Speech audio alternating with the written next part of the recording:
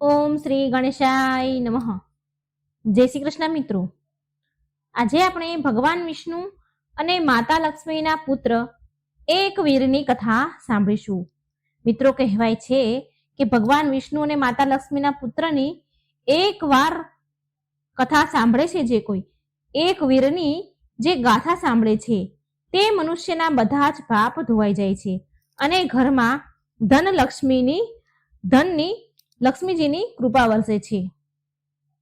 દરેક મનુષ્યને તેના જીવન કાળમાં એકવાર આ કથા જરૂર સાંભળવી જોઈએ. આનાથી મનુષ્યનું જીવન સફળ થાય છે એવું માનવામાં આવે છે. કહેવાય છે કે ભગવાન વિષ્ણુએ અને માતા લક્ષ્મી એ તેમના અંશ પુત્રનો પરિત્યાગ કરી દીધો હતો. ભગવાને તેમના પુત્રનો ત્યાગ કેમ કર્યો, શા માટે કર્યું અને એમના પુત્રનું પાલન પોષણ કોણે કર્યું, તેમના પુત્રના વિવાહ કોની સાથે થયા, એ બધી જ રહસ્યની વાત મિત્રો આ વાર્તામાં આપણે સાંભળીશું. માટે વિડીયો અંત સુધી સાંભળજો, મારી સાથે જોડાયેલા રહેજો. જો તમે આ વિડીયો સાંભળી જ રહ્યા છો મિત્રો તો આ વિડીયોને અધૂરો ન છોડતા. પૂરી કથા એક વીરની ભગવાન વિષ્ણુ અને માતા લક્ષ્મીના પુત્ર એક વીરની કથા સાંભળવાથી જીવનમાં સુખ, સમૃદ્ધિ, શાંતિ આવે છે. માં લક્ષ્મીની અપાર કૃપા એના પર વરસે છે અને આ કથા સાંભળનાર પરમ ભાગ્યશાળી કહેવાય છે. તો મિત્રો સાંભળીએ આપણે કથા. આ કથા સાંભળનાર વ્યક્તિને ધન્ય માનવામાં આવે છે. આ કથા સાંભળવાથી મનુષ્ય સ્વર્ગની પ્રાપ્તિ કરે છે અને તેના ઘરમાં ભગવાન વિષ્ણુ અને માતા લક્ષ્મીના આશીર્વાદ હંમેશા રહે છે. ચાલો સાંભળીએ ભગવાન વિષ્ણુ અને માતા લક્ષ્મીના પુત્ર એક વીરની કથા. ઓમ નમો ભગવતે વાસુદેવાય. જય મા લક્ષ્મી. એક વાર ભગવાન વિષ્ણુ સુંદર ઘોડાનું રૂપ ધારણ કરી વૈકુંઠથી ચાલી નીકળ્યા. જ્યાં માતા લક્ષ્મી એક ઘોડીનું સ્વરૂપ ધારણ કરીને તપસ્યા કરી રહ્યા હતા. ભગવાન વિષ્ણુ ત્યાં પહોંચ્યા. મા લક્ષ્મી ત્યાં પહેલેથી જ બિરાજમાન હતા ઘોડી સ્વરૂપમાં. તો મા લક્ષ્મીની દ્રષ્ટિ ભગવાન વિષ્ણુ પર પડી તો એ તરત જ ઓળખી ગયા કે આ મારા પતિદેવ સાક્ષાત ભગવાન વિષ્ણુ છે. મારા પર કૃપા કરવા ઘોડાનું રૂપ ધારણ કરીને અહીં પધાર્યા છે. મા લક્ષ્મીની આંખોમાં ખુશીના આંસુ આવી ગયા. યમુના અને તમસા નદીના સંગમને લોકો પવિત્ર માને છે. એ જ સ્થાન પર ભગવાન વિષ્ણુ અને માતા લક્ષ્મીજીનું મિલન થયું. ત્યારે ઘોડી સ્વરૂપમાં અશ્વ સ્વરૂપમાં લક્ષ્મીજી ગર્ભવતી થયા અને ત્યાં તેમણે એક અનુપમ સર્વગુણ સંપન્ન સુંદર પુત્રને જન્મ આપ્યો. પછી ભગવાન વિષ્ણુએ મા લક્ષ્મીને હસીને કહ્યું કે દેવી લક્ષ્મી, હવે તમે આ અશ્વનું રૂપ ત્યાગી દો અને દિવ્ય રૂપ ધારણ કરી લો. આપણે બંને આપણું દિવ્ય શરીર ધારણ કરીને પાછા વૈકુંઠમાં જઈશું. હે લક્ષ્મીજી, તમારા દ્વારા જન્મ આપેલ આ પુત્ર અહીં જ રહેશે. ત્યારબાદ માં લક્ષ્મી અને શ્રી હરિએ તેમનું દિવ્ય રૂપ ધારણ કર્યું અને એક વિમાન પર બિરાજમાન થયા. ત્યારે દેવતાઓએ તેમના પર પુષ્પ વર્ષા કરી અને યશગાન કર્યા. ભગવાન તેમના પરમધામ પધારવા ઈચ્છતા હતા. ભગવતી લક્ષ્મીએ શ્રી હરિને કહ્યું, હે નાથ, આ બાળકને પણ સાથે લઈ લઈએ. હું આનો ત્યાગ નહીં કરી શકું. પ્રભુ, તમારા સમાન ક્રાંતિયુક્ત આ પુત્ર મને પ્રાણથી પણ વધારે પ્રિય છે. હે મધુસૂદન, આપણે આપણા પુત્રને પણ સાથે વૈકુંઠમાં લઈ જઈએ. ત્યારે શ્રી હરિ બોલ્યા, હે પ્રિય, આ અવસર પર ખેદ પ્રગટ કરવો તમારા માટે અવાંછિત છે. લક્ષ્મીજી કહે છે, આ નિર્જન વનમાં મારા આ પુત્રને કોણ સંભાળશે પ્રભુ? તો લક્ષ્મી નારાયણ ભગવાન વિષ્ણુએ કહ્યું કે આ બાળક આનંદપૂર્વક અહીં રહી શકે છે, કેમ કે આના ભરણ પોષણની વ્યવસ્થા પહેલેથી જ થઈ ચૂકી છે. લક્ષ્મી દેવી, આની વ્યવસ્થા પહેલેથી થઈ ચૂકી છે. હે લક્ષ્મી, આ પુત્રને ત્યાગવા પાછળનું જે પ્રધાન કારણ છે એ હું તમને હવે કહું છું. ધ્યાનપૂર્વક સાંભળો. ભૂમંડળ પર યયાતિના વંશમાં તુર્વસુ નામના એક રાજા છે. એના પિતાએ એમનું લોક પ્રસિદ્ધ નામ હરિવર્મા રાખ્યું છે અને આ સમયે હરિવર્મા પુત્રની ઈચ્છા માટે પવિત્ર તીર્થમાં તપસ્યા કરી રહ્યા છે. એમને તપ કરતા પૂરા 100 વર્ષ વીતી ગયા છે. હે દેવી, એ રાજા હરિવર્મા માટે મેં આ પુત્ર ઉત્પન્ન કર્યો છે. હે લક્ષ્મીજી, રાજાની પાસે જઈ આપણે તેને આ સ્થાન પર મોકલીશું. હે પ્રિય, પુત્રની અભિલાષા રાખવા વાળા એ નરેશને આપણું બાળક આપણે સોંપી દઈશું. એ સ્નેહપૂર્વક આને તેના ઘરે લઈ જશે અને એ જ આનું પાલન પોષણ કરશે. આવી રીતે ભગવાન વિષ્ણુએ લક્ષ્મીજીને આશ્વાસન આપીને તથા બાળકની રક્ષાનો પ્રબંધ કરીને ભગવાન વિષ્ણુ ઉત્તમ વિમાનમાં બેસીને શ્રી લક્ષ્મીજી સાથે વૈકુંઠ પધારે છે. ત્યાર પછી ત્યાં ચંપક નામના એક વિદ્યાધર ત્યાં આવી પહોંચ્યા. તેની સાથે મદરાસા નામની સુંદર એની પત્ની પણ સાથે હતી. જે વનમાં ભગવાન વિષ્ણુએ એમનો પુત્ર મૂક્યો છે એ વનમાં આ ચંપક નામનો એક વ્યક્તિ આવે છે. ફરતા ફરતા ઉત્તમ રથમાં બેસીને તે ત્યાં આવી ગયા. તેમણે જોયું કે ત્યાં એક અનુપમ બાળક પૃથ્વી પર પડેલું છે અને ત્યાં બીજું કોઈ પણ સહારો નથી લાગતો, એનો કોઈ દેખાતું નથી. દેવ સમાન એની ક્રાંતિ છે અને ભગવાનનો પુત્ર આનંદથી રમી રહ્યો હતો. એટલે ચંપકે રથમાં ઉતર્યો, રથ ઉભો રાખ્યો અને રથમાંથી ઉતરીને એ બાળકને ઉઠાવી લીધો અને ગળે લગાડ્યો. એ સમયે તેની ખુશીનો પાર ન હતો, માનો કે કોઈ નિર્ધનને ધન મળી ગયું હોય. કામદેવની તુલના સમાન એ બાળક જન્મથી જ અત્યંત મનમોહક હતો. ચંપકે બાળકને ઉઠાવી તેની પત્ની મદલાસાને સોંપી દીધો. મદનાલસાને સોંપી દીધો. હવે મદનાલસાએ જ્યારે એ બાળકને જોયો તો એ પણ બહુ ખુશ થઈ ગઈ. તેના આનંદનો કોઈ પાર ન રહ્યો, આનંદની સીમા ન રહી. વારંવાર તે બાળકના મુખ પર વાલ કરે છે, ચુંબન કરે છે અને હૃદયથી લગાડે છે. ત્યારે એ બોલી કે આ બાળક કોનું હશે? આપણે આ બાળકને આપણી સાથે લઈ જઈએ. ત્યાર પછી એ બંને પતિ પત્ની તે બાળકને લઈને રથમાં બેસી ગયા. ત્યારે મદનલાલસાએ તેના પતિને પૂછ્યું કે ભારે મનથી કહ્યું, હે સ્વામી, આ બાળક કોણ હશે? આ બાળકને વનમાં કોણે આવી રીતે છોડી દીધું હશે? લાગે છે કે ભગવાન શંકરે, માનો કે ન માનો, ભગવાન શંકરે મને આ પુત્ર પ્રદાન કર્યો છે. ત્યારે એના પતિ ચંપકે કહ્યું, હે પ્રિય, ઇન્દ્ર સર્વજ્ઞ પુરુષ છે. હું હમણાં જઈને એને પૂછું છું કે આ બાળક દેવતા છે, ગંધર્વ છે કે કોણ છે? એની પાસેથી આજ્ઞા મેળવીને જ આ વનમાંથી મળેલા આ બાળકને મારો પુત્ર બનાવીશ. મારા વિચારથી એમને પૂછ્યા વિના કોઈ પણ કાર્ય કરવું ઉચિત નથી. આમ કહીને ચંપક એની પત્નીને લઈને એ બાળક સાથે તરત અમરાવતી ગયા. હર્ષના કારણે, ખુશીના કારણે એમની આંખો ખીલી ઉઠી હતી. ત્યાં પહોંચીને ચંપકે ઇન્દ્રના ચરણમાં માથું ઝુકાવ્યું અને એ બાળકને સામે નજર કરીને હાથ જોડીને બેસી ગયા. ત્યારે ચંપકે પૂછ્યું, હે દેવેશ્વર, યમુના અને તમસા નદીના સંગમ પર પાવન પવિત્ર તીર્થ માનવામાં આવે છે. તેને યમુના અને તમસા નદીના સંગમને પાવન તીર્થ મનાય છે. ત્યાં આ કામદેવ સમાન ક્રાંતિવાળું આ બાળક મને મળ્યું છે. હે સચીપતે, આ બાળક કોનો પુત્ર છે? આ બાળકને કોણે ત્યાં છોડ્યું હશે? કોણ છોડીને મૂકીને ચાલ્યું ગયું હશે? જો તમારી આજ્ઞા હોય ને તો હું આ બાળકને મારો પુત્ર બનાવી શકું છું. આ સુંદર બાળકને મારી પત્ની ખૂબ જ સ્નેહ કરે છે. ધર્મશાસ્ત્રમાં એવું કથન છે કે સર્વદા કૃત્રિમ પુત્ર પણ બનાવી શકાય છે. એટલે ઇન્દ્રદેવ બોલ્યા કે હે મહાભાગ, આ બાળક અશ્વધારી ભગવાન વિષ્ણુ અને માતા લક્ષ્મીનો પુત્ર છે. આ પરમ તપસ્વી બાળકનું નામ હૈહય છે. યયાતિના વંશ રાજા તુર્વસુને આ પુત્ર પ્રદાન કરવા ઈચ્છે છે. ભગવાન તુર્વસુ બહુ ધાર્મિક નરેશ છે. શ્રી હરિએ તેને પુત્ર પ્રાપ્તિ માટે ની આજ્ઞા આપશે. એને શ્રી હરિ એ સ્થાન પર જવાની આજ્ઞા આપવાના છે.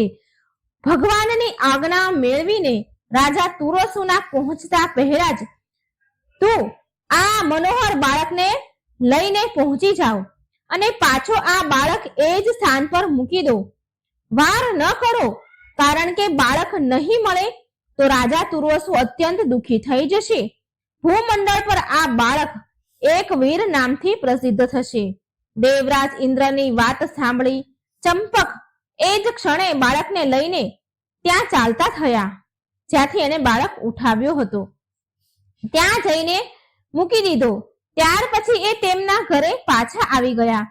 એ જ સમયે જગત ગુરુ ભગવાન નારાયણ લક્ષ્મીજી સાથે વિમાન પર બેસીને તપ કરતા રાજા પાસે આવ્યા. રાજા હરિવર્માએ જોયું કે ભગવાન વિષ્ણુ વિમાનમાંથી નીચે ઉતરી રહ્યા છે તો રાજાને તો ખુશીનો કોઈ પાર ન રહ્યો અને ભગવાનના ચરણોમાં દંડવત પ્રણામ કર્યા. પૃથ્વી પર પડેલા પોતાના ભક્તને ભગવાને આશ્વાસન આપ્યું અને કહ્યું, વત્સ ઉઠો. એટલે રાજા હરિવર્માએ ભક્તિપૂર્વક ભગવાનની સ્તુતિ કરી કે હે દેવેશ્વર, અખિલ લોકના નાથ, હે કૃપાનિધિ, હે જગત ગુરુ, અજ્ઞાની જન માટે તમારા દર્શન જરૂર ને જરૂર દુર્લભ હતા, કેમ કે યોગી લોકો પણ તમારા દર્શન પામવા અસમર્થ છે. જેને આ સંસારમાંથી મોહ માયા છોડી દીધી છે તથા જે વિષયોથી વિરક્ત છે તેને જ તમારા દર્શન થાય છે. હે ભગવાન અનંત દેવ પ્રભુ, હું તો માત્ર આશા રાખીને બેઠો હતો કે હું તમારા દર્શન પામવાનો અધિકારી પણ ન હતો. આ પ્રકારે રાજા હરિવર્માએ ભગવાનની સ્તુતિ કરી. સ્તુતિ કરવાથી ભગવાન શ્રી હરિએ અમૃતમય વાણીથી કહ્યું, હે રાજન, હું તારી તપસ્યાથી સંતુષ્ટ છું, પ્રસન્ન છું અને હું તને વરદાન આપું છું કે તેનો સ્વીકાર કરો. આ સમયે ભગવાન હરિવર્મા સામે બિરાજમાન હતા. રાજાએ તેમના શ્રી ચરણોમાં નમન કર્યા. માથું ઝુકાવીને કહ્યું, હે મોરારી, મેં પુત્ર માટે તપ કર્યું છે. તમે તમારા જેવો પુત્ર મને પ્રદાન કરો. કૃપા કરો પ્રભુ. રાજા હરિવર્માની પ્રાર્થના સાંભળીને ભગવાન વિષ્ણુએ કહ્યું કે હે યયાતિ નંદન, તું યમુના અને તમસા નદીના પાવન સંગમના તીર્થ પર અત્યારે જ જા. તને જેવો જોઈએ છે ને એવો જ પુત્ર મેં ત્યાં તમારી માટે મૂક્યો છે. મારા વીર્યથી ઉત્પન્ન એ પુત્રમાં અસીમ શક્તિ છે. દેવી લક્ષ્મી એની જનની છે. તારા માટે જ મેં એને પ્રગટ કર્યો છે, ઉત્પન્ન કર્યો છે. માટે તું તેનો સ્વીકાર કર અને તેનું પાલન પોષણ કર. ભગવાન વિષ્ણુની વાણી બહુ જ મધુર હતી. તેને સાંભળી રાજા હરિવર્માના મનમાં પ્રસન્નતાની લહેરો ઉઠી. આમ ભગવાન રાજાને વરદાન આપી ભગવાન હરિ, શ્રી હરિ અને માતા લક્ષ્મી સાથે વૈકુંઠમાં ચાલ્યા ગયા. ભગવાનના ચાલ્યા ગયા પછી રાજા હરિવર્મા એક રથ લઈને ખુશખુશાલ થઈને ત્યાંથી ગયા જ્યાં એ વનમાં બાળક ભગવાને મૂક્યું હતું. ત્યાં જઈને હરિવર્માએ અત્યંત મનમોહક બાળકને જોયું જે જમીન પર રમી રહ્યો હતો તથા પગનો અંગૂઠો એક હાથથી પકડીને ચૂસી રહ્યો હતો. એની કાંતિ કામદેવ સમાન કાંતિ હતી. લક્ષ્મીજીના ઉદરથી પ્રગટ થયેલ એ બાળક ભગવાન નારાયણનો અંશ હતો. બાળક ભગવાન નારાયણનો અંશ હતો. શ્રી હરિના તુલ્ય એમાં શક્તિ હતી અને જોતા જ હરિવર્મા ખુશીથી ખીલી ઉઠ્યા. પ્રેમના સમુદ્રમાં ગોથા ખાતા રાજાએ તે બાળકને હાથમાં લીધો અને તેનું માથું ચૂમવા લાગ્યા. તેને છાતીએ લગાડ્યો. ખૂબ આનંદિત થયા, ખૂબ હર્ષ પામ્યા. એની આંખોમાંથી પ્રેમની આંસુની ધારા વહી રહી હતી. રાજાએ એ બાળકને કહ્યું કે હે બાળક, માતા લક્ષ્મી અને ભગવાન વિષ્ણુની કૃપાથી પ્રસાદ રૂપી તું મને પ્રાપ્ત થયો છે. નરક ભોગના દુઃખથી ડરીને મેં તારા જેવા પુત્ર પામવાને કઠોર તપસ્યા કરી હતી. તપસ્યાના 100 વર્ષ પૂરા થવા પર લક્ષ્મીકાંત ભગવાન નારાયણે સાંસારિક સુખ ભોગવવા માટે તને પુત્ર બનાવીને મને આપ્યો છે, મને સોંપ્યો છે. લક્ષ્મીજી તારી જનની છે, એમણે તને જન્મ આપીને મારી માટે છોડી દીધો છે અને હવે ભગવાન વિષ્ણુ અને મા લક્ષ્મી વૈકુંઠમાં પધાર્યા છે. એ માતાને ધન્ય છે જેને તારા જેવા હસમુખ બાળકને મારા ખોળામાં આપી દીધો છે. પુત્ર, તું સંસાર સાગર પાર કરવા માટે મારા માટે એક નાવ સમાન બનીને આવ્યો છે. નાવ સમાન છો તું. ભગવાન નારાયણ તારા નિર્માતા છે. આ પ્રકારે રાજા હરિવર્માએ એ પુત્ર લઈને એ નગર જવા નીકળી ગયા. હજી તો રાજા નગરીની નજીક પહોંચ્યા જ હતા કે એવા સમાચાર મેળવીને એમના મંત્રી મંડળ અને પ્રજા એમના સ્વાગત માટે ઊભી રહી ગઈ હતી. પુરોહિતો, બ્રાહ્મણો, પ્રજાઓ સાથે ભેટની સામગ્રી, સૂત, યશ ગાનારા તથા ગાય પણ સાથે લઈને તેમના આગમન માટે, તેમના સ્વાગત માટે પહોંચી ગયા હતા નગરવાસીઓ. નગરમાં પહોંચીને રાજા હરિવર્માએ વાતચીત કરી બધા સાથે, બધા ઉપર નજર નાખી આશ્વાસન આપ્યું. નગરના લોકોએ રાજા અને રાજાના પુત્રનું સન્માન કર્યું. ત્યારે રાજા હરિવર્માએ પુત્રને લઈને પ્રવેશ કર્યો નગરમાં.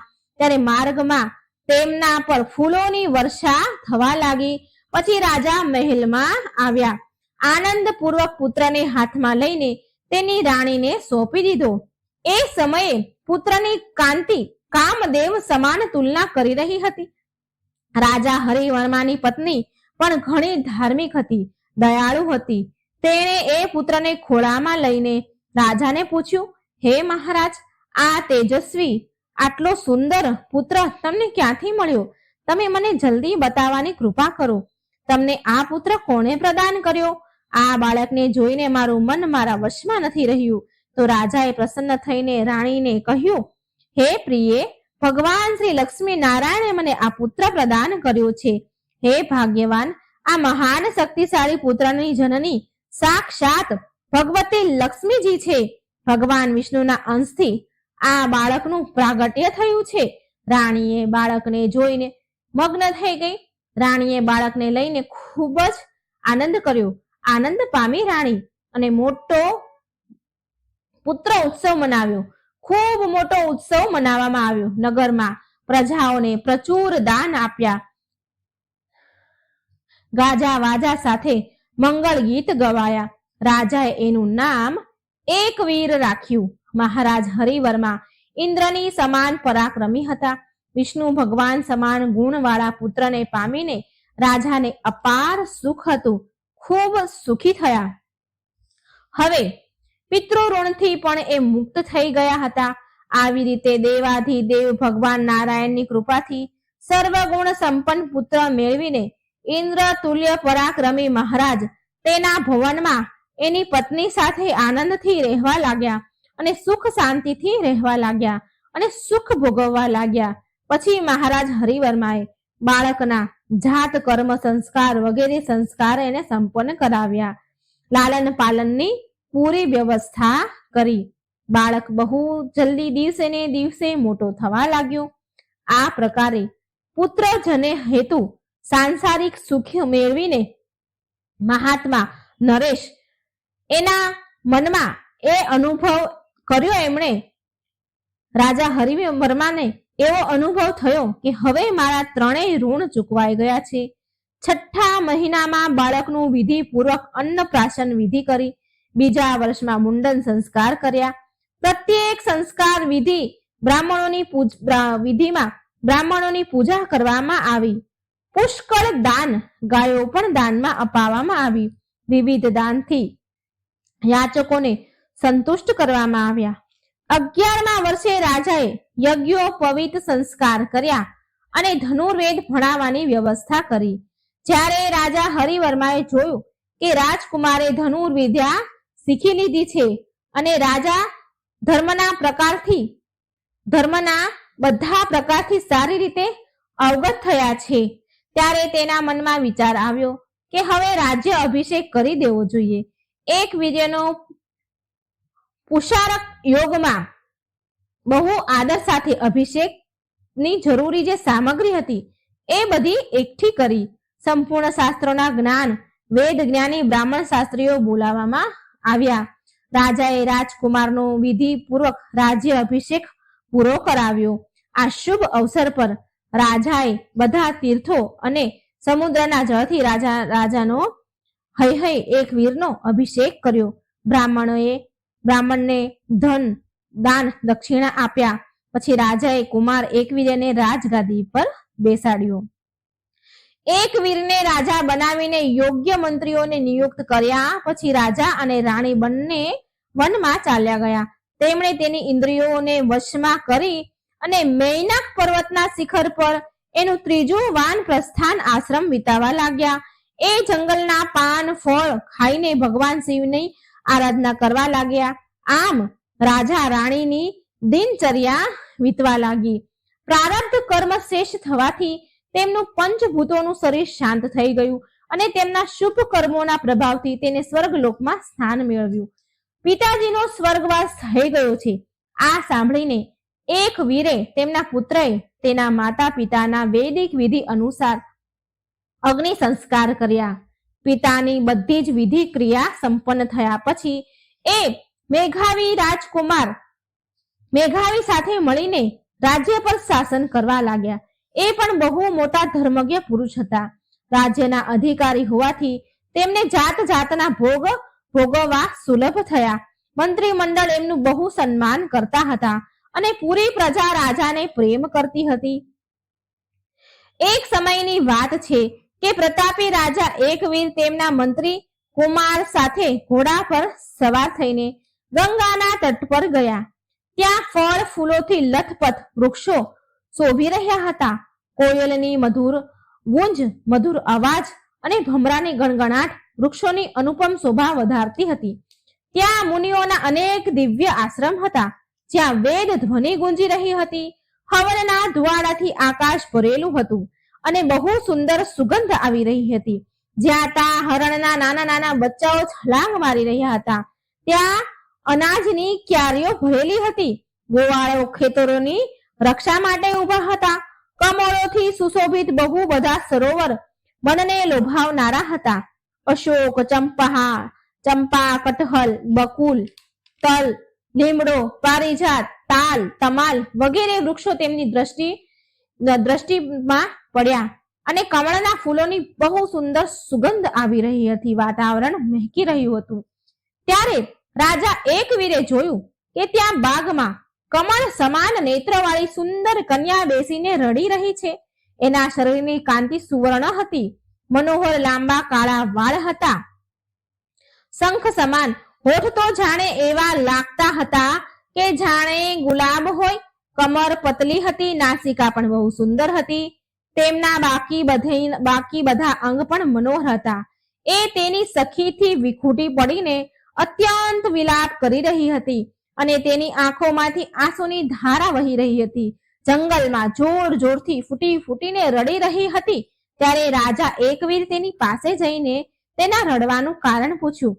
રાજાએ એકવીરે કહ્યું કે તમારો પરિચય આપો. હે સુંદરી, તમારા પિતા કોણ છે? એ તો બતાવો. તમે કોણ છો? તમે ગંધર્વ અને દેવતાની કન્યા તો નથી. તમારા રડવાનું શું કારણ છે અને આ નિર્જન વનમાં એકલા કેમ છો?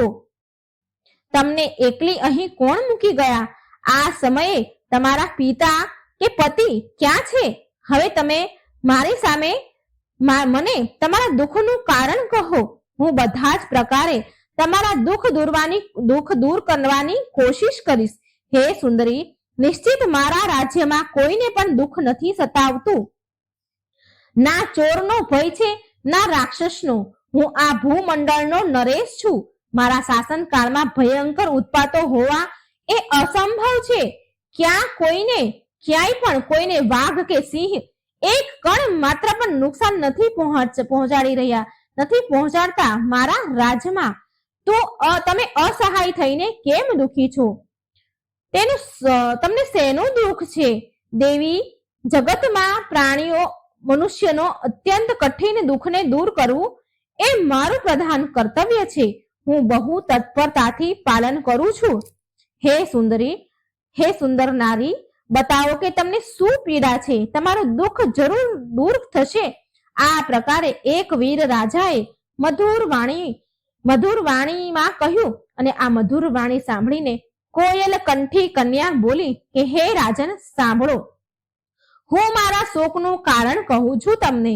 હે રાજન, વિપત્તિ હું જ છું તો પ્રાણીઓ કેમ રડે? હે મહાબલી, હું તમને મારા રડવાનું કારણ કહું છું, મારા દુઃખનું કારણ કહું છું.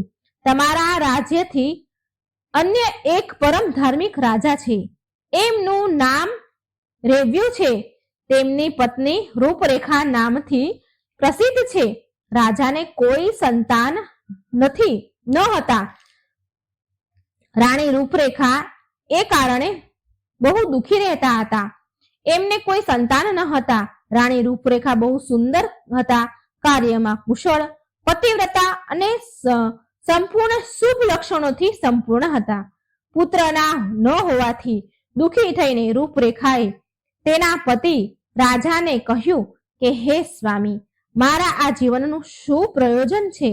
આ વ્યર્થ જીવનને ધિક્કાર છે કે સંતાનહીન વાંજણી સ્ત્રી આ જગતમાં ક્યારેય સુખ નથી પામતી.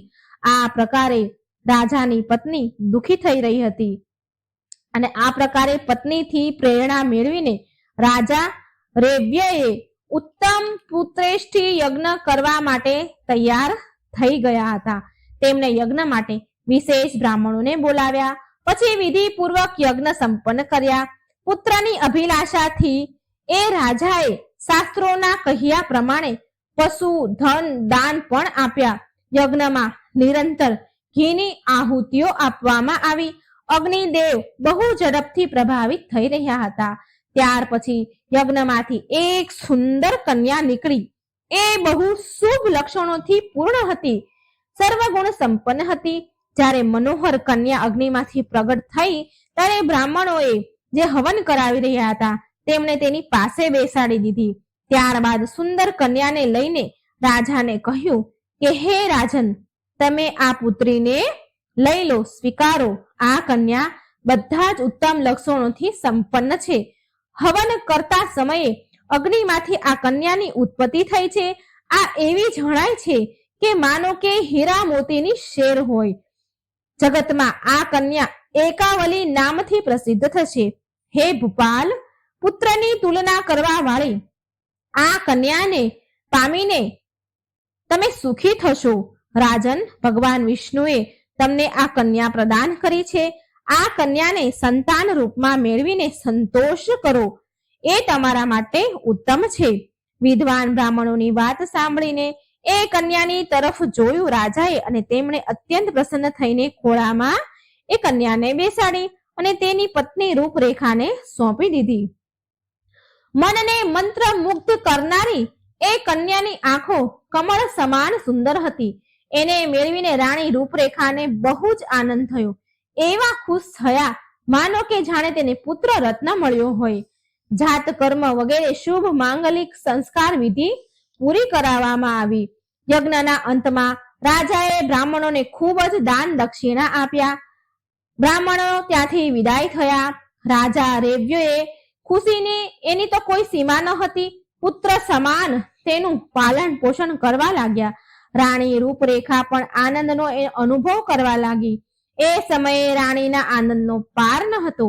રાજાના મહેલમાં એવી રીતે ઉત્સવ ઉજવવામાં આવ્યો હતો કે જાણે પુત્રનો જન્મ થયો હોય. આમ માનીને માતા પિતા અત્યંત સ્નેહની દ્રષ્ટિથી જોવા લાગ્યા એ કન્યાને અને પ્રેમ કરીને પાલન પોષણ કરવા લાગ્યા. હે રાજન મહાબલી, હું એ જ રાજા રેવ્યના મંત્રીની કન્યા છું. મારું નામ યશોવતી છે. હું અને એકાવલી બંને સમાન ઉંમરની છીએ. મહારાજ રેવ્યુએ મને રાજકુમારી એકાવલી સાથે ખેદકુલ રમત ગમત માટે નિયુક્ત કરી છે. એકાવલી રાજકુમારી સદાય મારી સાથે રહે છે. અમે રાત દિવસ પ્રેમપૂર્વક આમ તેમ ફર્યા કરીએ છીએ. ફર્યા કરતી હતી. એકાવલીને જ્યાં સુગંધિત કમળ દેખાય તો એ ત્યાં જગ્યાએ ચાલી જતી હતી. અન્ય કોઈ જગ્યાએ તેને સુખ મળતું ન હતું. એક સમયની વાત છે. ગંગાના તટ પર બહુ દૂર કમળ ખીલેલા હતા. રાજકુમારી સખીઓ સહિત મારી સાથે ફરતા ફરતા ત્યાં ચાલી આવી. મેં મહારાજ રેવ્યુને કહ્યું, રાજન, તમારી લાડલી કન્યા એકાવલી કમળોને જોઈને બહુ દૂર નિર્જન વનમાં ચાલી જાય છે. એટલે તેના પિતા રાજા રેવ્યએ તેની કન્યા એકાવલીને દૂર જવા માટે ના કહી દીધી. સાથે તેમણે ઘરે બહુ બધા જળાશય તૈયાર કરાવ્યા અને તેમાં કમળ લગાવ્યા. કમળ ખીલી ગયા. કમળની ચારે બાજુ ભમરા ગુંજી રહ્યા હતા. આટલા કમળો હોવા છતાં પણ રાજકુમારી બહાર ચાલી જતી હતી. એ સમયે રાજા રેવ્યએ આજ્ઞાથી બહુ બધા રક્ષક સૈનિકો લઈને તેની સાથે જતા હતા. બહુ બધા સૈનિકો નિયુક્ત કર્યા હતા તેની સાથે જવા માટે. તો હું અને બીજી સખીઓ પણ એની સાથે રહેતી હતી. આ પ્રકારે હે રાજન, આ પ્રકારે એ સુંદર રાજકુમારી મનોરંજન માટે ગંગાના તટ પર નિરંતર આવતી જતી રહેતી હતી. તો એક સમયની વાત છે. સુંદર એકાવલી રાજકુમારી પ્રાતઃકાળ તેની સખીઓ સાથે મહેલથી નીકળી પડી. તેની ઉપર ચવર ઢોળાઈ રહ્યા હતા. રક્ષકોની બહુ જ પૂરી વ્યવસ્થા કરવામાં આવી હતી. હે રાજન, એ સુંદર રાજકુમારી સાથે ચાલવા વાળા રક્ષક પૂરી રીતે સાવધાન હતા. હું પણ એની સાથે જ હતી. સુંદર કમળ જોઈને મનોરંજન માટે રાજકુમારી અહીં આવી હતી. બહુ બધી સખીઓ હતી.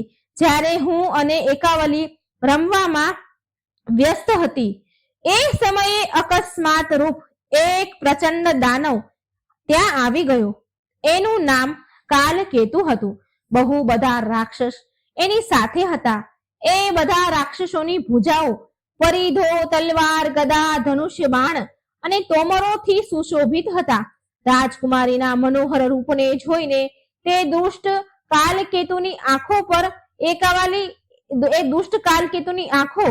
એકાવલી ઉપર પડી. એની નજર પડી. હે રાજન, એ જ સમયે મેં એકાવલીને કહ્યું કે હે કમળ નયની, જો આ દાનવ આવી રહ્યો છે માટે આપણે સૈનિકો પાસે ચાલ્યા જઈએ. રક્ષણ કરવા વાળા સૈનિકો આપણી રક્ષા કરશે. હે રાજન, અમે આમ વિચાર કરી જ રહ્યા હતા કે ત્યારે ત્યાં કાલકેતુ હાથમાં વિશાળ ગદા ઉઠાવીને અમારી પાસે આવી ગયો. દાનવના પ્રભાવથી સૈનિકો દૂર હટી ગયા. ત્યારે કમળ નયની એકાવલી એ આ રાક્ષસના હાથમાં આવી ગઈ. એના હાથમાં આવી ગઈ, પકડાઈ ગઈ. એ સમયે રાજકુમારીના હૃદયમાં અત્યંત વ્યાકુળતા છવાઈ ગઈ. તે ધ્રુજવા લાગી અને તે રડવા લાગી. મેં એ દાનવ કાલકેતુને કહ્યું કે તું રાજકુમારીને છોડી દે. હું તારી સાથે આવા તૈયાર છું.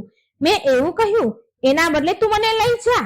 પરંતુ એણે મારી એક વાત ન સાંભળી અને એ એકાવલીને લઈને એ દૈત્ય ચાલ્યો જાય છે. રક્ષકોએ કહ્યું, ઉભા રહો, ઉભા રહો. સૈનિકોએ ઘણું કહ્યું પણ સૈનિકોની વાત પણ એને ન માની અને સૈનિકોએ દૈત્યને રોક્યા. એટલે ભયંકર લડાઈ થઈ, યુદ્ધ છેડાયું. એ દૈત્યની સાથે યુદ્ધ કરવાથી બહુ બધા સૈનિકો મૃત્યુ પામ્યા. મહાબલી દૈત્ય કાલકેતુએ બધા રક્ષકોને મારી નાખ્યા. એ રાજકુમારી તેના અધિકારમાં આવી ગઈ. ત્યાર પછી દાનવોની સેના સાથે એ રાજકુમારીને લઈને તે દૈત્ય તેના નગરમાં ચાલ્યો જાય છે. કાળકેતુના પકડમાં આવેલી રાજકુમારી ખૂબ જ રડી રહી હતી. એની પાછળ હું પણ જઈ રહી હતી. એ જ્યાં જ્યાં જાય ત્યાં હું જતી હતી. મારો અભિપ્રાય એવો હતો, મારું કહેવું કે માનવું એવું હતું કે મારી સખી એકાવલી મને જોશે ને તો એને થોડી ધીરજ થશે, શાંત થશે, ધીરજ ધારણ કરી શકશે. અને થયું પણ એવું જ. જ્યારે સખી એકાવલીએ મને જોઈ તો એને હૃદયમાં થોડી શાંતિ થઈ, એને હિંમત આવી. પછી હું રાજકુમારી પાસે ચાલી ગઈ, તેની સાથે ગઈ, વાતો કરવા લાગી એની સાથે. રાજન, મારી સખી એકાવલી દુઃખથી અત્યંત ગભરાઈ ગઈ હતી. એના શરીરમાંથી પરસેવો પડી રહ્યો હતો. આંખો લાલ થઈ ગઈ હતી, હોઠ સુકાઈ ગયા હતા. આ બાજુ કાલકેતુએ મને કહ્યું કે તારી સખી એકાવલી ડરી ગઈ છે. તું એને આશ્વાસન આપી મારો સંદેશ કહે. હે પ્રિયે, મારું નગર સ્વર્ગ સમાન સુખદાયી છે. હવે તું એની સમીપ આવી જ ગઈ છે તો એને તું કહી દે હું એનો દાસ બની ગયો છું. તો પછી તું આટલી કરુણા સાથે કેમ વિલાપ કરી રહી છે? તું એને સમજાવ, તું એને કહી દે કે હું એનો દાસ બની ગયો છું. તું આટલી કરુણા સાથે વિલાપ ન કર. હે કમળનયની, તું શાંત થઈ જા, સ્વસ્થ થઈ જા. આ પ્રકારે કહીને એ દૂર આત્મા કાળ કેતુએ મને પણ એકાવલી પાસે બેસાડીને ઉતાવળે તેને ઉત્તમ રથમાં બેસાડીને તેની મનોહર નગરીમાં લઈ ગયો. બહુ મોટી ભારે સેના એની સાથે હતી. એ દૈત્યનું મુખ એનું મુખ એટલું ખુશ હતું કે જાણે કમળ ખીલ્યું હોય. એ એટલો આનંદ પામી રહ્યો હતો એકાવલીને લઈને. ત્યાં પહોંચીને એ દાનવે મને અને એકાવલીને એક ભવ્ય ભવનમાં રોકી દીધા, ત્યાં ઉતાર્યા. એ ભવનની રક્ષા માટે બહુ બધા રાક્ષકો નિયુક્ત કર્યા હતા. બહુ બધા રાક્ષસો હતા, એ પહેરેદાર કરી રહ્યા હતા. રાજન, હવે તમે બીજા દિવસની વાત સાંભળો. કાલ કેતુએ મને કહ્યું કે તારી સખી એકાવલી મારાથી ડરી ગઈ છે. આ બાળકી નિરંતર રડતી રહે છે, ચિંતામાં ડૂબેલી રહે છે. તું આને સમજાવ કે હે સુંદરી, સુંદર મુખવાળી સુંદરી, તું મારી પત્ની બનીને મન માની તું સુખ ભોગવ. એ ચંદ્રવદની, હવે આ રાજ્ય પર તારો અધિકાર રહેશે. હું સદા માટે તારો સેવક બનીને રહીશ. એ દાનવ વારંવાર આ વાક્ય બોલી રહ્યો હતો. એ સાંભળીને મેં ખરો જવાબ આપી દીધો. મેં એ દાનવને કહ્યું કે હે રાજન, આવી અપ્રિય વાત મારી સાથે ન કર. આવી અપ્રિય વાત મારા મુખેથી નહીં નીકળે. તું સ્વયં તેને કહી દે.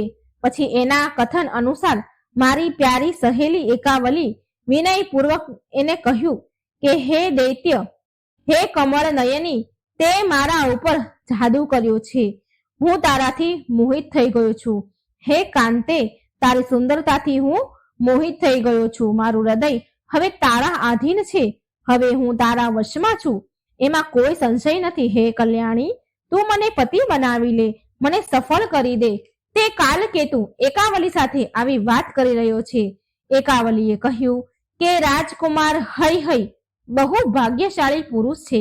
એની સાથે મારા વિવાહ કરવા માટે મારા પિતાએ નક્કી કરી લીધું છે. હું મનમાં તેને વરી ચૂકી છું.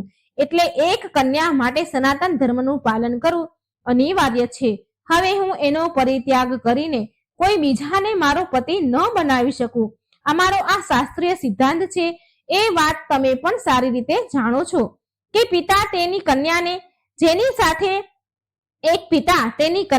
જેની સાથે વિવાહ કરવાનું નક્કી કરે છે, તે કન્યાને એને પતિ બનાવવો જ પડે છે. તે કન્યા તેને જ પતિ બનાવે છે જે એના પિતા નક્કી કરે છે. કન્યા સદા માટે પરતંત્ર છે. તેની જાતે એ કંઈ પણ નિર્ણય નથી લઈ શકતી. હે રાજન, એકાવલીના આમ કહેવા છતાં પણ દૂર આત્મા કાલ કેતુએ તેના નિશ્ચયથી ડગ્યો નહીં. એ રાજકુમારી પર મોહિત થઈ ચૂક્યો હતો. એ ભવનમાં અનેક પહેરેદારો છે. મારી પ્રાણ પ્રિય સખી એકાવલી અત્યંત કષ્ટમાં છે. તેની જ વિરહમાં હું દુખી છું અને હું રડી રહી છું. ત્યારે એક વીર બોલ્યા, હે કન્યા, મને મહાન આશ્ચર્ય થઈ રહ્યું છે કે એ દુરાચારી કાલકેતુના નગરમાંથી તું અહીં કેવી રીતે આવી? હું આનું રહસ્ય સાંભળવા માંગુ છું. રાજકુમારીનું કહેવા અનુસાર મારા પિતા હૈની સાથે કન્યા દાન કરવાનું નિશ્ચિત છે. એક વીર રાજકુમાર કહે છે કે રાજકુમારીનું કથન એવું છે કે એના પિતા હૈ સાથે કન્યા દાન કરવાનું એમણે નક્કી કર્યું છે. આ પણ મને સંદેહ જેવું લાગે છે. અને મારું જ નામ રાજા હૈ છે. આ નામનો બીજો કોઈ નરેશ નથી. તારી સુંદર આંખો વાળી સખી મારા માટે જ કહી રહી હતી. હે દેવી, તું મારા આ સંદેહને દૂર કર. ત્યારબાદ હું એ અધન રાક્ષસને મારીને એકાવલીને મારી પત્ની બનાવી લઈશ. હે સુંદરી, જો તું કાળકેતુનું સ્થાન ક્યાં છે એ મને જણાવી દે, તો મને બતાવી દે કે એકાવલીના પિતા રાજા રેવ્યુએ આ સમાચાર તે આપ્યા છે કે નહીં. રાજકુમારીના પિતાને આ વાતની ખબર છે કે નહીં? રાજકુમારી બહુ કષ્ટ પીડા સહન કરી રહી છે. જેની આવી પ્યારી લાડલી દીકરીનું અપહરણ થઈ જાય અને તેને જાણ ન હોય તો આ વાતથી તો એ કેટલા દુઃખની વાત છે, કેટલા આશ્ચર્યની વાત છે કે એના પિતાને સ્વયં ખબર નથી. અથવા રાજા રેવ્યને આ જાણ છે તો રાજકુમારીને છોડાવવા માટે પ્રયત્ન કેમ નથી કરી રહ્યા? મને ઘણો સંદેહ થાય છે, આશ્ચર્ય થાય છે. આ વાત મને કઈ સમજાતી નથી. એક દીકરી એના પિતા માટે કેટલી અમૂલ્ય હોય છે. એ કન્યા કારાગારમાં દુઃખ ભોગવી રહી છે. આ જાણીને રાજા કેમ ચૂપ બેઠા છે? એના પિતા કેમ ચૂપ બેઠા છે? એ શક્તિહીન તો નથી થઈ ગયા ને? હે કલ્યાણી, તું મને જલ્દી આ વાત કહે, મને બતાવ. આ બધું શું છે? આનું કારણ શું છે? હવે મારા હૃદયમાં એ અભિલાષા જાગી રહી છે કે એ સુંદરીને અત્યંત સંકટમાંથી છોડાવીને ક્યારે હું સુખી જોઉં. આ વાતની એના પિતાને જાણ છે કે નહીં? એ ક્યાં છે? કેવી છે? બધું મને બતાવ. એ સાંભળવા માંગુ છું તારી જોડેથી. કાળકેતુની અત્યંત દુર્ગમ નગરીમાં જવાનો શું ઉપાય છે? યશોવતી બોલી, હે રાજન, હું બાળપણથી જ ભગવતી જગદંબાની ભક્ત છું. ભગવતી જગદંબાના બીજ મંત્રનું ધ્યાનપૂર્વક જપ કરવાનું હું જાણું છું. એક સિદ્ધ બ્રાહ્મણની કૃપાથી મને આ મંત્ર પ્રાપ્ત થયો હતો. હે રાજન, હું જ્યારે કાલકેતુના કારાગારમાં હતી ત્યારે મેં આ બીજ મંત્રનો જાપ શરૂ કરી દીધો હતો. આમ તો હું પ્રચંડ પરાક્રમી ચંડિકા દેવીની આરાધના હું નિરંતર કરતી રહું છું. ઉપાસના સ્તુતિ કરવાથી ભગવતી બંધનમાંથી મુક્ત કરી દે છે. આ નિશ્ચિત છે. ભક્તો પર કૃપા કરવા વાળી દેવી શક્તિ બધું જ આપવામાં પૂર્ણ સમર્થ છે. માં ભગવતી તેમના સામર્થ્યથી જગતનું સર્જન અને પાલન કરે છે તથા કલ્પના અંતમાં સંસારનો સંહાર પણ તેમના પર નિર્ભર છે. હું આમ મનમાં વિચારી રહી હતી. વિચારીને જે વિશ્વની અધિષ્ઠાત્રી છે, જેના કલ્યાણમય સૌમ્ય વિગ્રહ છે, જે લાલ રંગના વસ્ત્ર ધારણ કરે છે, આંખોમાં લાલીમાં ઝળકે છે, એ ભગવતી જગદંબાનું ધ્યાન કરવા લાગી. મનમાં ને મનમાં ભગવતીના રૂપનું સ્મરણ કરીને હું બીજ મંત્રનો જપ કરવા લાગી. સમાધિ લગાવીને દેવીની ઉપાસનામાં હું 1 મહિના સુધી બેઠી રહી. પછી મારી ભક્તિથી પ્રસન્ન થઈને ભગવતી ચંડિકાએ મને સ્વપ્નમાં દર્શન દીધા અને કહ્યું, તેમણે મને અમૃતમય વાણીમાં કહ્યું, કેમ સૂતી છો? ઉઠ અને અત્યારે જ ગંગાના પાવન તટ પર ચાલી જા. પ્રધાન નરેશ હૈ તને ત્યાં મળશે. એ બહુ બળવાન છે. બાહુબલી નરેશનું નામ એક વીર છે. સંપૂર્ણ શત્રુને કુચડવાની શક્તિ એની અંદર છે. મુનિવર દત્તાત્રેય મારા બીજ મંત્રનો તેને સારી રીતે અભ્યાસ કરાવ્યો છે. માટે અપાર ભક્તિ સાથે રાજા એકવીર મારી ઉપાસનામાં નિરંતર રહે છે. એના મનથી ક્યારેય હું અલગ નથી થતી, અલગ નથી રહેતી. એ સદા મારી પૂજામાં સંલગ્ન રહે છે. એની નિશ્ચિત ધારણા છે આ. મારી ઉપાસના સિવાય એ બીજું કઈ નથી જાણતા. એ મહાપતિ ભૂપાળ દ્વારા તારું સંકટ દૂર થશે. ભગવતી લક્ષ્મી એની જનની છે, એની માતા છે. ફરતા ફરતા એ ગંગાના તટ પર આવશે અને તારા રક્ષક બનશે. રાજા એકવીરના હાથે કાલકેતુનું મૃત્યુ નિશ્ચિત છે. એ રાજાના હાથે કાલકેતુ ગ્રાસ બનશે અને રાજકુમારી એકાવલી એના બંધનમાંથી મુક્ત થઈ જશે. ત્યાર પછી શાસ્ત્રમાં પારંગત એ હૈ રાજકુમાર સાથે એકાવલીના વિવાહની વ્યવસ્થા તું કરાવી દેજે. આ પ્રકારે સપનામાં મને જગદંબાએ દર્શન દીધા અને પછી આમ કહીને અંતર ધ્યાન થઈ ગયા. મારી પણ ઊંઘ ઉડી ગઈ અને સપનાની બધી ઘટના અને દેવીની આરાધનાની વાતો મેં રાજકુમારી એકાવલીને કહી સંભળાવી. આ સાંભળી કમળનયની સુંદરી એકાવલીનું મુખ મંડળ પ્રસન્નતાથી ખીલી ઉઠ્યું. તેને મને કહ્યું કે હે પ્રિય, તું જલ્દી ત્યાં પહોંચીને મારું કાર્ય સિદ્ધ કરવા મારી મદદ કર. ભગવતીની વાણી અમોધ છે. તેની કૃપાથી આપણે બંને જરૂરથી બંધનથી મુક્ત થઈ જશું. હે રાજન, સખી એકાવલીના પ્રેમપૂર્વક આદેશ આપવાથી મેં નિર્ણય કર્યો કે હવે આ સ્થાન પરથી દૈત્ય નગરીમાંથી નીકળવું જ ઉત્તમ છે. હે રાજકુમાર, હું એ જ ક્ષણે ચાલી નીકળી. મને કોઈએ રોકી ટોકી પણ નહીં. પરમ આરાધ્ય ભગવતીની કૃપાથી રસ્તાની જાણકારી અને ઝડપથી ચાલવાની શક્તિ મારામાં આવી ગઈ. આ બધું જ મારા દુઃખનું કારણ છે, જે મેં તમને બતાવ્યું. હે વીર, જેવો મેં મારો પરિચય આપ્યો છે, હવે એમ તમે તમારું પરિચય પણ આપો. તમે કોણ છો અને તમારા પિતાનું નામ શું છે? ત્યારે રાજા એકવીરે કહ્યું, હા, હું ભગવતી લક્ષ્મીનો પુત્ર એક વીર છું. હું જ હૈ છું. મારું નામ જ એક વીર છે. લક્ષ્મીજી મારી માતા છે. તમે સર્વપ્રથમ તમારી સખી એકાવલીની સંપૂર્ણ જગતને ત્રસ્ત કરવા વાળું રૂપનું વર્ણન કર્યું છે. તેનાથી મારું મન પણ વ્યાકુળ થઈ ગયું છે. તમે જે કહ્યું કે કાળકેતુ દૈત્ય સામે એકાવલીએ કહ્યું કે એકાવલીએ એવું કહ્યું કે હું હૈને વરણ કરી ચૂકી છું. તેના સિવાય બીજા કોઈને હું સ્વીકાર નહીં કરું. આ વાત નિશ્ચિત છે. હે યશોવતી રાજકુમારી ના આ કથનથી હું વધારે તેનો દાસ બની ગયો છું. હે શાંતિ, મને બતાવો કે હવે મારે શું કરવું જોઈએ. હે સુલોચની દુરાત્મા કાળકેતુના નગરથી હે હું બિલકુલ અજાણ છું. હું એને નથી જાણતો. એના નગરથી હું અજાણ છું. હે વિશાલક્ષી, હું તારી પાસેથી ઉપાય જાણવા માંગુ છું. મને ત્યાં પહોંચાડવામાં મદદ કરો. તમારી સખી એકાવલી જ્યાં રહે છે ત્યાં હું જલ્દી જઈ શકું એવી વ્યવસ્થા કરો. રાજકુમારી એકાવલી તમારી પ્રિય સખી છે. એ રાક્ષસના આધીન થઈને અત્યંત દુઃખ ભોગવી રહી છે. મારા પ્રયાસથી રાજકુમારીના બધા સંકટ ટળી જશે અને એ પછી એના નગરમાં આવી જશે. પછી રાજકુમારી એકાવલીને તેના પિતા પાસે હું પહોંચાડી દઈશ. રાજા રેવ્યુને તેની પુત્રીના વિધિ વિધાનથી વિવાહ મારી સાથે કરાવી દેશે. હે પ્રેમ વદે, તમારા સંયોગથી મારી મનગમતી વાતો પૂરી થઈ શકે છે. માટે તમે જલ્દીથી જલ્દી કાળકેતુની નગરી બતાવીને મારું પરાક્રમ જોઈ લો.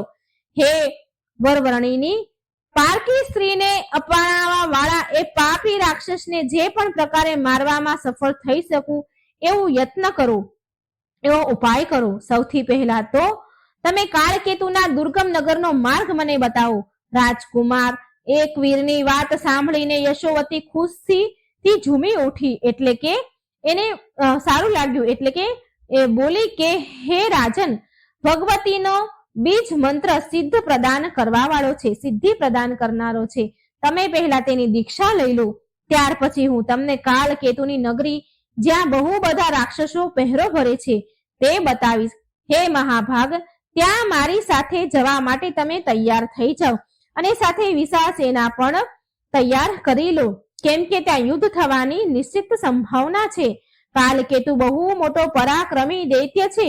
બહુ બધા બળવાન રાક્ષસો તેની સાથે હોય છે. માટે મંત્રનો અભ્યાસ કરીને જ તમે મારી સાથે ચાલી શકશો. બીજ મંત્રનો અભ્યાસ કરીને જ ચાલી શકશો. હું પાપી કાલકેતુની નગરી તમને બતાવવાની પૂરી કોશિશ કરીશ. યશોવતીનું કથન સાંભળીને એક વીર એ જ સમયે મંત્રની દીક્ષા લઈ લે છે. દત્તાત્રેય ભગવાન જ્ઞાનીઓમાં શિરોમણી માનવામાં આવતા હતા આવ્યા છે. સંયોગવશ ત્યાં તેમનું શુભ આગમન થયું. તેમણે જ યોગેશ્વરીના મહામંત્રનો ઉપદેશ એક વીરને આપ્યો હતો. ભગવતીના આ મંત્રને ત્રિલોકી તિલક કહેવાય છે. આ મંત્રના પ્રભાવથી રાજા એક વીરને બધું સર્વત્ર જાણવાની યોગ્યતા પ્રાપ્ત થઈ ગઈ. કાળકેતુના અત્યંત દુર્ગમ નગર માટે તરત જ પ્રસ્થાન કરી ગયા. એ નગર રાક્ષસોથી ભરાઈ ગયું હતું. માનો કે સંપૂર્ણ પાતાળ રક્ષા કરી રહ્યું હોય. યશોવતી અને એક વીર એક વિશાળ સેના સાથે પહોંચી ગયા ત્યાં કાલકેતુના નગરમાં. કાલકેતુના દૂતો ભયથી ગભરાઈ ગયા. બહુ જોર જોરથી બૂમો પાડતા કાલકેતુ પાસે પહોંચ્યા. એ સમયે કાલકેતુ દૈત્ય એકાવલી પાસે બેસીને પ્રાર્થના કરી રહ્યો હતો. દૂતોએ ત્યાં જઈને કહ્યું, હે રાજન, આ કામિની સાથે આવનારી એની સખી યશોવતી નામક એક સ્ત્રી આવી રહી છે. તેની સાથે એક રાજકુમાર છે. મહારાજ, ખબર નહીં કે એ ઇન્દ્ર પુત્ર જયંત છે કે શંકર પુત્ર કાર્તિકેય છે. એક મોટી ભારે સેના લઈને બળ અને અભિમાનમાં ચૂર થઈને એ અહીં આવી રહ્યો છે. હે રાજન, તમે સાવધાન થઈ જાઓ. યુદ્ધનો અવસર આવી ગયો છે. એ દેવપુત્ર સમાન છે. તેની સાથે યુદ્ધ કરો. આ કમળનયની સાથેનો સ્નેહ છોડી દો. હે રાજન, શત્રુ સેના નજીક આવી ગઈ છે. માત્ર 3 યોજન દૂર રહી છે. તમે જલ્દી સાવધાન થઈ જાઓ. દુંદુભીન વગાડવાની આજ્ઞા આપો. દૂતોની વાત સાંભળી કાલકેતુ ક્રોધથી લાલ થઈ ગયો અને બેભાન થઈ ગયો, મૂર્છિત થઈ ગયો. ત્યાર પછી ભાનમાં આવ્યો. એટલે ત્યાર પછી તેની પાસે રાક્ષસ છત્રધારી સૈનિકો વિદ્યમાન હતા. ત્યાર પછી તેણે સૈનિકોને કહ્યું કે તમે બધા અસ્ત્ર શસ્ત્ર લઈને શત્રુની સામે જાઓ. એ સમયે રાજકુમારી એકાવલી અત્યંત દુઃખી થઈ અને વ્યવસ્થાપૂર્વક તેની પાસે બેઠી હતી. કાલકેતુએ કહ્યું કે હે સુંદરી કમળનયની, આ કોણ આવી રહ્યું છે? તારા પિતા છે કે બીજો કોઈ પુરુષ છે? તને લેવા માટે સેના સહિત આવનારાનો સાચો પરિચય મને આપો. તારા પિતા વિરહ પામીને તારાથી દૂર થઈને દુઃખી થઈને શું લેવા માટે આવી રહ્યા છે? જો મને ખબર હશે કે આ તમારા પિતા છે તો હું તેની સાથે યુદ્ધ નહીં કરું. તેમને સાદર અને આદર સાથે ઘરે બેસાડીશ. રત્ન શસ્ત્ર અને ઘોડા ઉપહાર આપીશ. મારા ઘરે પધારવા પર તેની અતિથિ સત્કાર કરાવીશ. પરંતુ જો કોઈ બીજો રાજા હશે તો હું એમને તીક્ષ્ણ બાણોથી મારી નાખીશ. મારામાં અપાર બળ છે, મને કોઈ જીતી શકતું નથી. મારા આ પ્રભાવને જાણીને કયો મૂર્ખ અહીં આવ્યો છે? ક્યાં મૂર્ખનું અહીં આગમન થયું છે? આ સાંભળીને એકાવલી બોલી, હે મહાભાગ, આટલે ઉતાવળે કોણ આવી રહ્યું છે એ હું નથી જાણતી. હજી સુધી કોઈને પણ ખબર નથી કે હું અહીં તમારા બંધનમાં છું. ના મારા પિતા છે કે ના મારા ભાઈ આવ્યા છે. બીજું જ કોઈ મહાન પુરુષ પરાક્રમી હોય એવું લાગે છે. અને ક્યાં ઉપદેશથી આવી રહ્યા છે હું એ નથી જાણતી. એટલે કાલકેતુ બોલ્યા, આ તમારી સખીનું કોઈ ષડયંત્ર છે. એ જ એ વીર સાથે લઈને આવી રહી છે. કમળનયની, તમારી આ સખી આ કાર્યમાં બહુ કુશળ છે એવું જણાય છે. એ ક્યાં ગઈ હતી અને એ કોને સાથે લઈને આવી રહી છે? હજી કાલકેતુ અને એકાવલી વચ્ચે વાતચીત ચાલી રહી હતી કે દૂતોએ આવીને કહ્યું કે મહારાજ, શત્રુ નજીક આવી ગયા. તમે એક વિશાળ સેના સાથે જલ્દી નગર છોડીને ભાગી જાઓ. આ વાત સાંભળી મહાબલી કાલકેતુ તરત રથ પર સવાર થઈને નગરમાંથી નીકળી પડ્યા. એટલામાં એક વીર ઘોડા પર ચડીને આવી ગયા. હવે તો બંનેમાં ભયંકર યુદ્ધ છેડાઈ ગયું. માનો કે ઇન્દ્ર અને વૃત્તાસુર લડી રહ્યા હોય. યુદ્ધ આરંભ થવા પર જાત જાતના અસ્ત્ર અને શસ્ત્ર ચલાવવામાં આવ્યા. અસ્ત્રોથી બધી દિશાઓ કાંપવા લાગી. એ સમયે બધાના હૃદયમાં મહા આતંક છવાઈ ગયો. એક વીરે કાલકેતુને ગદાથી મારીને તેના પ્રાણ હરી લીધા. એ દાનવ ધરતી પર પડ્યો, માનો કે વ્રજના મારે મર્યો હોય એવો. કાળકેતુના મૃત્યુ થતા જ બધા જ રાક્ષસ આમ તેમ ભાગવા લાગ્યા અને તેનો જીવ બચાવવા લાગ્યા. ત્યારે યશોવતી ઝડપથી એકાવલી પાસે ગઈ. તેના મનમાં અસીમ આનંદ ભરેલો હતો. તેની મધુર વાણીમાં એકાવલીને આશ્ચર્ય થાય એવા વચન કીધા.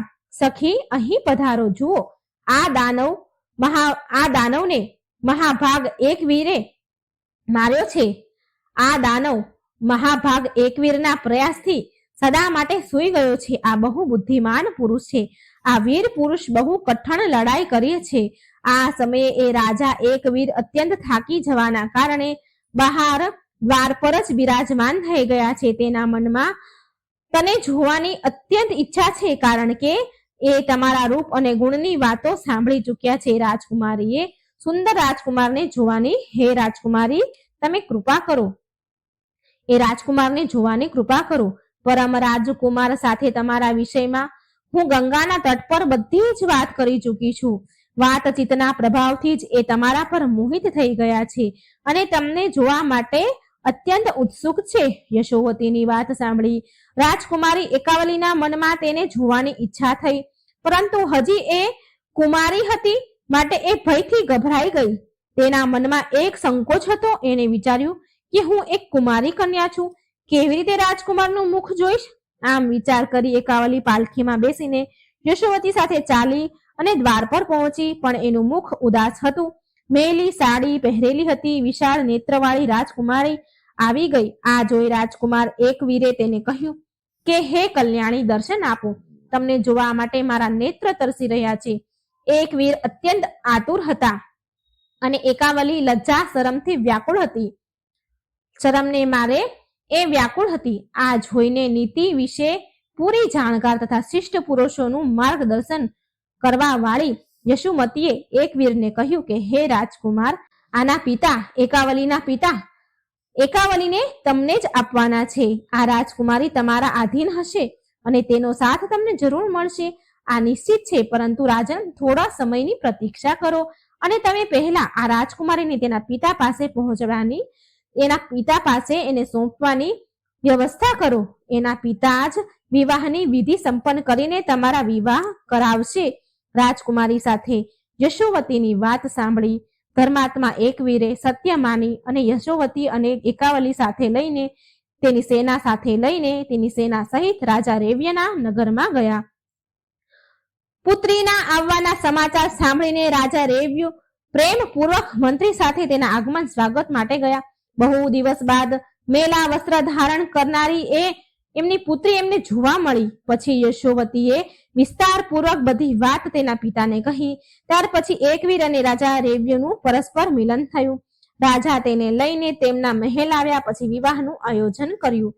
વિધિપૂર્વક પાણી ગ્રહણ સંસ્કાર થયા.